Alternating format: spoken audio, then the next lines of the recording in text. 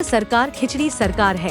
विपा सदस्य सलीम अहमद ने भविष्यवाणी की है कि इस सरकार की उम्र ज्यादा नहीं रहेगी। शहर में एक संवाददाता सम्मेलन को संबोधित करते हुए उन्होंने कहा कि सरकार एक तरफ चंद्रबाबू नायडू और दूसरी तरफ नीतीश कुमार के सहयोग से चल रही है। यह सरकार देश का विकास नहीं कर सकती। भारत गठबंधन ने देश में हलचल मचा दी है। जनता ने हमें आशीर्वाद दिया है। लोकसभा चुनाव अभी खत्म नहीं हुए हैं, इसलिए राज्य में 3 उपचुनाव होने हैं। कांग्रेस पार्टी ने इसकी तैयारी कर ली है। 3 विधानसभा क्षेत्रों में कांग्रेस जीतेगी। उन्होंने कहा कि कांग्रेस ने जिप और टैप समेत आगामी सभी चुनावों के लिए तैयारी कर ली है। गारंटी बंद करने के लिए बीजेपी का संघर्ष। पेट्रोल डीजल की कीमतों में बढ़ोतरी की निंदा करने के लिए बीजेपी अब सड़कों पर उतर रही है। उन्हें शर्म आनी चाहिए। पहले जब दाम रोज बढ़ते थे तो कोई विरोध नहीं होता था। उन्होंने कहा कि उनकी लड़ाई जनता के लिए नहीं बल्कि कांग्रेस की गारंटी बंद करने की है। कांग्रेस द्वारा दी गई गारंटी किसी भी कारण से समाप्त नहीं होती है। गारंटी हमारी सरकार की प्रतिबद्धता है, हमारा संकल्प है। जनार्दन रेड्डी की अक्षमता। गंगावती विधायक जनार्दन रेड्डी के खिलाफ आग उगलने वाले सलीम अहमद ने जनार्दन रेड्डी की अक्षमता पर सार्वजनिक माफी की मांग की है। इस बीच जब उनसे यह पूछा गया कि क्या आप शिग्गांवी विधानसभा क्षेत्र के उपचुनाव के इच्छुक हैं, तो मैं पहले से ही विधान परिषद का सदस्य हूं। दर्शक 3 क्षेत्रों में आते हैं, वह एक रिपोर्ट तैयार करता है। उन्होंने कहा, बड़ों द्वारा जो भी निर्णय लिया जाता है मैं उससे बंधा हुआ हूँ। 3 ವರ್ಷ ಡೀಸೆಲ್ಗೆ ಏನು ಬೆಲೆ ಏರಿಕೆ ಮಾಡಿದ್ವಿ, ಅದಕ್ಕೆ ಬೀದಿಗೆ ಬಂದು ಹೋರಾಟ ಮಾಡ್ತಾ ಇದ್ದಾರೆ. ನಾಚಿಕೆ ಆಗಬೇಕು ಅವ್ರಿಗೆ. UPA ಸರ್ಕಾರ ಅಧಿಕಾರದಲ್ಲಿರುವಾಗ ನಮ್ಮ ಮನಮೋಹನ್ ಸಿಂಗ್ ಪ್ರೈಮ್ ಮಿನಿಸ್ಟರ್ ಇರುವಾಗ ಪೆಟ್ರೋಲ್ ಬೆಲೆ 60-65 ರೂಪಾಯಿ ಇತ್ತು. 105ಕ್ಕೆ ದಾಟಿದ್ರು ಕೂಡ ಯಾವುದೇ ಪ್ರತಿಭಟನೆ ಮಾಡಲಿಲ್ಲ ಅವರ ಪಕ್ಷದಿಂದ. ಗ್ಯಾಸ್ ಬೆಲೆ 400 ರೂಪಾಯಿ ಇತ್ತು, 1200ಕ್ಕೆ ಹೋಯಿತು, ಅದಕ್ಕೆ ಪ್ರತಿಭಟನೆ ಮಾಡಲಿಲ್ಲ. ಬೆಲೆ ಏರಿಕೆ ಎಲ್ಲ ಕಡೆ ಜಾಸ್ತಿ ಆದರೂ ಯಾವುದೇ ಪ್ರತಿಭಟನೆ ಮಾಡಲಿಲ್ಲ. ಸುಮಾರು 4 ವರ್ಷ 5 ವರ್ಷ ಹಿಂದೆ ಮಾಡಿರ್ಬೋದು. 3 ರೂಪಾಯಿ ಜಾಸ್ತಿ ಮಾಡಿ ಪ್ರತಿಭಟನೆ ಮಾಡ್ತಾರೆ. ಯಾಕೆ ಅಂತ ಹೇಳಿದ್ರೆ ಇವರ ಹೋರಾಟ, ಈ ಪ್ರತಿಭಟನೆ ಅಲ್ಲ, ಗ್ಯಾರಂಟಿಗಳನ್ನು ನಿಲ್ಲಿಸಬೇಕು ಅಂತ ಇವರ ಪ್ರತಿಭಟನೆ. ಕರ್ನಾಟಕ ಜನರ ಬಡವರಿಗೆ, ಎಲ್ಲ ಸಮಾಜದವರಿಗೆ ನಾವು ಕೊಟ್ಟಂತಹ ಗ್ಯಾರಂಟಿಗಳು 5 ಗ್ಯಾರಂಟಿ ಕೊಟ್ಟಿದ್ದೆ, ಇವರಿಗೆ ಸಮಸ್ಯೆ, ಅದನ್ನು ನಿಲ್ಲಿಸಿ ಅಂತ ಇದು ಹೋರಾಟ ಮಾಡ್ತಾರೆ. ಆದರೆ ತಮ್ಮ ಮೂಲಕ ಹೇಳ್ತೀನಿ, ಯಾವ ಕಾರಣಕ್ಕೂ ಕೂಡ ನಮ್ಮ ಗ್ಯಾರಂಟಿಗಳು ನಿಲ್ಲೋದಿಲ್ಲ. ಅದು ನಮ್ಮ ಬದ್ಧತೆ, ನಮ್ಮ ಸರ್ಕಾರದ ಬದ್ಧತೆ, ನಮ್ಮ ಸಂಕಲ್ಪ. ಕೇವಲ ಚುನಾವಣೆಗೆ ನಾವು ಗ್ಯಾರಂಟಿಗಳು ಕೊಡಲಿಲ್ಲ. ಹೋದ ಚುನಾವಣೆಯಲ್ಲಿ ಜನರಿಗೆ ವಾಗ್ದಾನ ಮಾಡಿದ್ವಿ, ಹೇಳಿದ್ವಿ, ಗ್ಯಾರಂಟಿ ಕೊಟ್ಟಿದ್ವಿ. ನಮ್ಮ ಸರ್ಕಾರ ಅಧಿಕಾರಕ್ಕೆ ಬಂದರೆ ಗ್ಯಾರಂಟಿ ಕೊಡ್ತೀವಿ. ಅದೇ ರೀತಿ 1 ವರ್ಷದ ಒಳಗಡೆ ನಮ್ಮ ಎಲ್ಲ ಗ್ಯಾರಂಟಿಗಳನ್ನ ಕೊಟ್ಟು ಎಲ್ಲ ಜನರಿಗೆ ದೊಡ್ಡ ಒಂದು ಶಕ್ತಿ ಸಿಕ್ಕಿದೆ. ಕ್ರಾಂತಿಕಾರಿಕ ಕಾರ್ಯಕ್ರಮಗಳು ಕೊಡ್ತೀವಿ. ಯಾವ ಕಾರಣಕ್ಕೆ ಅದಕ್ಕೆ ನಾವು ಅದನ್ನು ನಿಲ್ಲಿಸೋದಿಲ್ಲ. ಅದರ ಒತ್ತನ್ನು ಹೆಚ್ಚು ಕೊಡುವಂಥ ಕೆಲಸ ನಾವು ಮಾಡ್ತೀವಿ.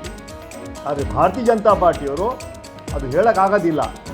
ಅದನ್ನು ಗ್ಯಾರಂಟಿ ಕೊಟ್ಟು ಈ ಜನರ ಮೇಲೆ ಹೊರೆ ಆಗ್ತಾರೆ ಅಂತ ಹೇಳ್ತಾರಲ್ಲ, ಕೇವಲ ಅವರ ದೃಷ್ಟಿಯಲ್ಲಿ ಗ್ಯಾರಂಟಿಗಳು ನಿಲ್ಲಿಸಲಿ ಅಂತ ಆ ಕೆಲಸ ಮಾಡೋದು ಯಾವುದೇ ಕಾರಣಕ್ಕೆ ನಮ್ಮ ಸರ್ಕಾರ ನಿಲ್ಲಿಸೋದಿಲ್ಲ ಅಂತ ಹೇಳ್ತಾ ಇದ್ದೀನಿ.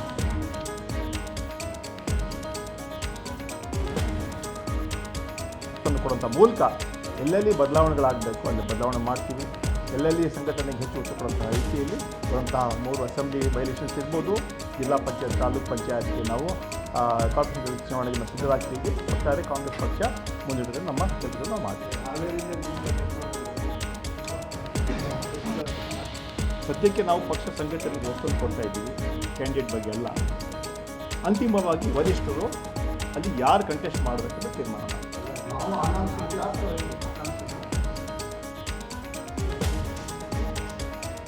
ಅಂತಿಮವಾಗಿ ವರಿಷ್ಠರು ತೀರ್ಮಾನ. ಈಗಾಗಲೇ ನಾನು MLC ಆಗಿದ್ದೀನಿ. ಈಗಾಗಲೇ ಎಲ್ಲ ಸರ್ವೆ ಮಾಡ್ತಾರೆ, ರಿವ್ಯೂ ಮಾಡ್ತಾರೆ. ನಮ್ಮಲ್ಲಿ ವರ್ಕಿಂಗ್ ಪ್ರೆಸಿಡೆಂಟ್ ಇದ್ದಾರೆ, ನಮ್ಮ MLAಗಳಿದ್ದಾರೆ, ex-MLAಗಳಿದ್ದಾರೆ. ನಮ್ಮ ಈಗ ಒಂದು ಕಮಿಟಿ ಕೂಡ ಮಾಡಿದ್ದಾರೆ. ಆ ಕಮಿಟಿ ನಾನು ಕೂಡ ಇದ್ದೀನಿ. ಅದರಿಂದ ನಾವು ಚರ್ಚೆ ಮಾಡಿ the best candidate will get A ticket. ಅದು ಚರ್ಚೆ ಇನ್ನು ಬಂದೇ ಇಲ್ಲಲ್ಲ. ಕ್ಯಾಂಡಿಡೇಟ್ ಚರ್ಚೆ ಸದ್ಯಕ್ಕೆ ನಾವು ಪಕ್ಷ ಸಂಘಟನೆಗೆ ಒತ್ತು ಕೊಡ್ತಾ ಇದ್ದೀವಿ. ಯಾವಾಗ ಚರ್ಚೆ ಬರೋ ನಾವು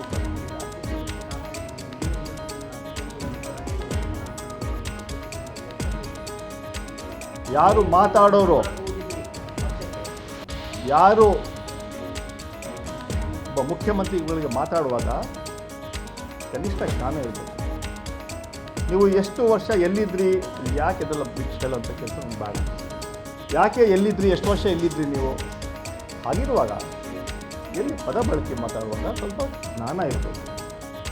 ಪೆಟ್ರೋಲ್ ಬೆಲೆ ಜಾಸ್ತಿ ಮಾಡಿದ್ದಕ್ಕೆ ಇಂತಹ ಬಳಕೆ ಮಾಡಿದ್ರೆ ರಾಜ್ಯನ ಒಪ್ಪೋದಿಲ್ಲ. ಇಲ್ಲಿ ಡೆಮಾಕ್ರಸಿಯಲ್ಲಿ ಪ್ರೊಟೆಸ್ಟ್ ಇರುತ್ತೆ, ಎಲ್ಲ ಅದಕ್ಕೆ ಇಲ್ಲ, ನಾವು ಕೂಡ ಮಾಡ್ತಾ ಇದ್ದೀವಿ. ಆದರೆ ಯಾರು ಯಾವಾಗ ಏನು ಬಳಕೆ ಮಾಡಬೇಕು ಅನ್ನೋದು ಸ್ವಲ್ಪ ಅದು ಜ್ಞಾನ ಇರಬೇಕು. ಅದು ಜ್ಞಾನ ತಪ್ಪಿ ಮಾತಾಡಿದ್ದಾರೆ, ಅದಕ್ಕೆ ಕ್ಷಮೆ ಕೇಳೋದು ಒಳ್ಳೆಯದು.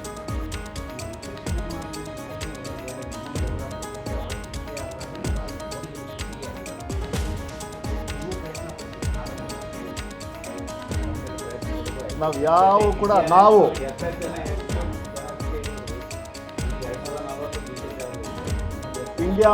ಇಂಡಿಯಾ ಮೈತ್ರಿಕೂಟ ನಮ್ಮ ಮೊದಲನೇ ಸಭೆ ಸನ್ಮಾನ್ಯ ಕಾಂಗ್ರೆಸ್ ಅಧ್ಯಕ್ಷರಾದ ಮಲ್ಲಿಕಾರ್ಜುನ್ ಖರ್ಗೆ ಅವ್ರ ಮನೆಯಲ್ಲಿ ಏನು ಭೇಟಿ ಮಾಡಿ ಚರ್ಚೆ ಮಾಡಿದ್ರು, ಆವಾಗಲೇ ಒಂದು ಸಂದೇಶ ಕೊಟ್ಟು ನಾವು ಸರ್ಕಾರ ಮಾಡೋಕ್ಕೆ ನಾವು ಯಾವುದೇ ಪ್ರತಿಪಾದನೆ ಮಾಡ್ತಾ ಇಲ್ಲ. ಅದೇ ಒಂದು ಸಂದೇಶ.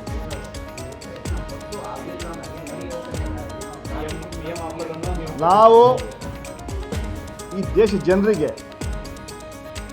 ಸರ್ಕಾರ, ಕೇಂದ್ರ BJP ಸರ್ಕಾರ ಸಂಪೂರ್ಣವಾಗಿ ವಿಫಲವಾಗಿದೆ, ಆ ಸಂದೇಶ ಹೋಗ್ಬೇಕಂತ ನಾವು ಈ ಸರ್ಕಾರ ಹೋಗ್ಬೇಕಂತ ನಾವು ಹೋರಾಟ ಮಾಡ್ತೀವಿ. ಜನ ಅದಕ್ಕೆ ಸ್ಪಂದಿಸಿದ್ರು. ಈ ಸರ್ಕಾರದಿಂದ ಸಮಾಜ, ದೇಶ ಹಾಳಾಗ್ತಾ ಇದೆ ಅಂತ ಒಂದು ಹೋರಾಟ ನಮ್ಮ ಇಂಡಿಯಾ ಮೈತ್ರಿಕೂಟ ನಾವು ಮಾಡಿದ್ವಿ. ಒಳ್ಳೆಯ ಫಲಿತಾಂಶ ಬಂತು.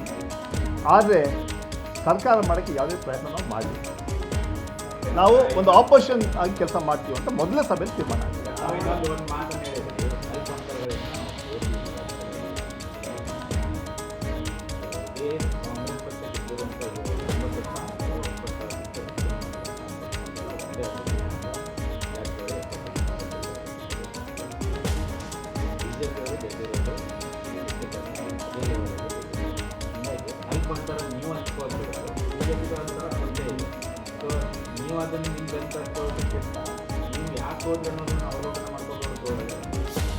ನಾನು ಹೇಳ್ತಾ ಇರೋದು ನಮ್ಮ 3 ಕಾನ್ಸ್ಟಿಟ್ಯೂನ್ಸಿಗಳು, ಹಾವೇರಿ ಇರ್ಬೋದು, ಚಿತ್ರದುರ್ಗ ಇರ್ಬೋದು, ಮತ್ತು ಬ್ಯಾಂಗ್ಳೂರು ಸೆಂಟ್ರಲ್ ಇರ್ಬೋದು, ಬಹಳ ಕಡಿಮೆ ಹೋಟೆಲ್ ನಾವು ಕೊಡ್ತೀವಿ.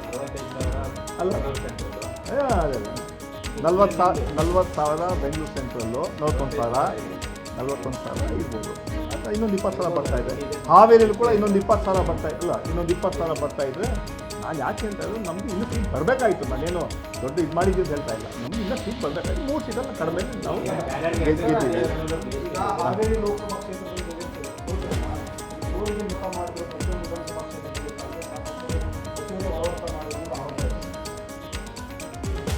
ಆರೋಪ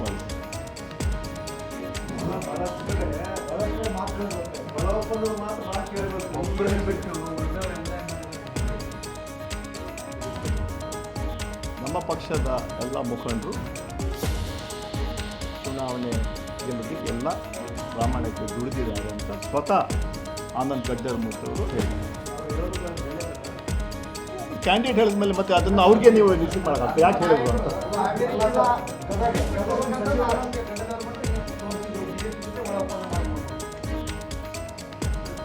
ಪಬ್ಲಿಕ್ ಮೀಟಿಂಗಲ್ಲಿ ಆನಂದ್ ಗಡ್ಡರ್ ಮಠ ಹೇಳಿದ್ರು, ಯಾರ ಮೇಲೂ ಕೂಡ